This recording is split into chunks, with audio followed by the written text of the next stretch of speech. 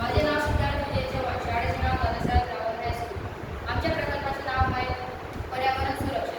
पर्यावरण सुरक्षा म्हणजे मानवी आरोग्य आणि परिसंस्थेचे रक्षण करण्यासाठी पर्यावरणीय धोके कमी करणे व त्यांचे व्यवस्थापन करणे होय.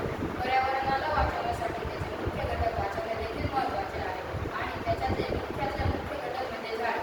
आणि आता झाड म्हणजे वृक्षतोड होत आहे आणि वृक्षतोडामुळे ऑक्सिजनची कमतरता व झाडे ही खूप प्रमाणात तोडत आहेत आणि याच्यामुळे काही समस्या तयार होतात. त्याच्यातली पहिली समस्या म्हणजे जंगलतोडामुळे झाडांचा नाश होत आहे व प्राणी पक्षी यांचं पण नुकसान होत आहे.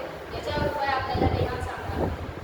पर्यावरणाचे संतुलन रोखण्यासाठी आणि हवामान बदल रोखण्यासाठी मोठ्या प्रमाणात वृक्षारोपण करणे, वृक्षारोपणाचे संरक्षण करणे हे कार्य सगळे मिळून केले पाहिजे. लोकांना जागरूक केलं पाहिजे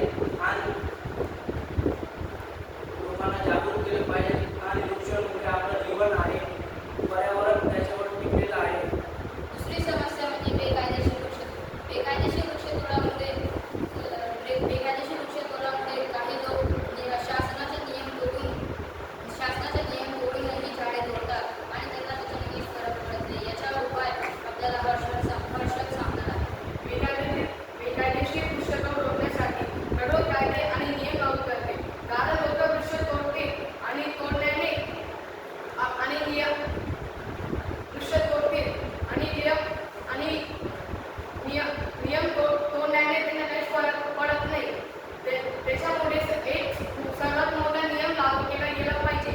याच्याने वृक्षतोड होणार नाही व याचा सर्वात उत्तम उपाय आहे. तिसरी समस्या म्हणजे हवामानातील बदल. हवामानातील बदलामुळे झाडांच्या वाढीवर परिणाम होतो व त्यांची ग्रोथ थांबते. याच्यावर उपाय आपल्याला अविनाश सांगणार. झाडाच्या तोडल्यामुळे हवामानात बदल होतो. त्याच्याने झाड जास्त तोडल्या गेल्यानंतर कार्बन डायऑक्साईडचे प्रमाण अधिक झाल्यामुळे माणसांना रोगराई होते. त्याच्याने कॅन्सरसारखे आजार, हृदयातील विकार असे आजार होतात आणि झाडे झाल्यामुळे झाडे कार्बन डायऑक्साईड शोषून घेतात आणि त्याच्याने वातावरण थोडंसं नियंत्रित असतो आणि त्याच्याने जास्तीत जास्त प्लास्टिक कमी होतं आणि मोठमोठी महापुरी येतात नाही. आणि चौथी समस्या म्हणजे पर्यावरणाचा नाश. याच्यावर आपल्याला अविनाश उपाय सांगणार. पर्यावरण संस्था झाडे तोडल्यामुळे पर्यावरण संस्थेचा नाश होतो.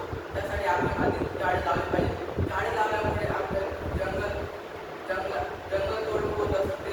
त्याच्यासाठी आपण आधुनिक टेक्नॉलॉजीचा वापर केला पाहिजे आणि झाडे तोड होणार नाही यासाठी आपण कायदे केले पाहिजे. आणि हे सगळे उपाय जर आपण पाळले तर याच्याने असं होईल की याच्याने जे डिफॉरेस्टेशन आहे, जे लोक बेकायदेशीर वृक्षतोड करतात आणि हवामानाचे बदल होतात हेही थांबेल आणि पर्यावरण हे खूप सुरक्षित राहील. झाडही वाचतील आणि सगळ्यांना फ्री ऑक्सिजन मिळेल.